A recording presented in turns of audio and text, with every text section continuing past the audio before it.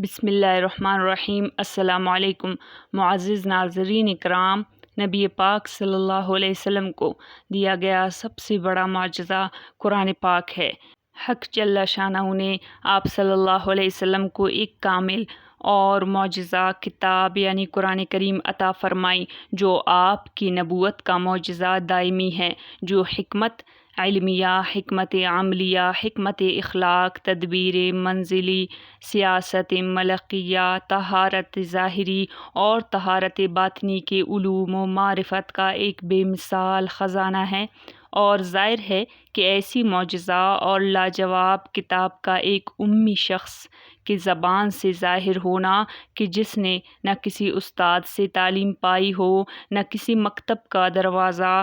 جھانکا ہو، نہ کسی عالم اور حکیم کی صحبت اٹھائی ہو، سوائے وحی ربانی، الہام رحمانی، القاء غیبی کے اور کیا ہو سکتا ہے۔ قرآن کریم حضور پر نور صلی اللہ علیہ وسلم کا سب سے بڑا معجزہ ہے، جس کی جانب زوال اور انقطاع کو راہ نہیں، اور ایسی تواتر سے منقول ہے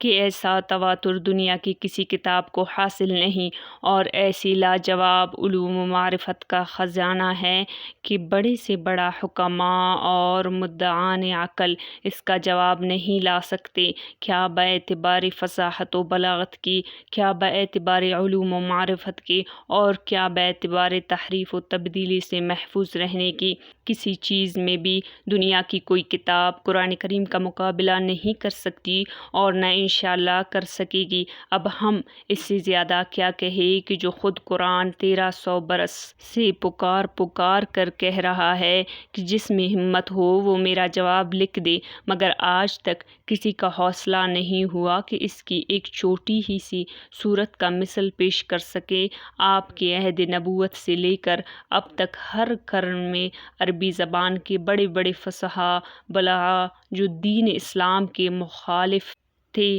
مگر کسی سے اس کا جواب نہ ہو سکا کہ وہ قرآن پاک کی آیت جیسی کوئی آیت یا ایک چھوٹی سی صورت لکھ کر لا سکے۔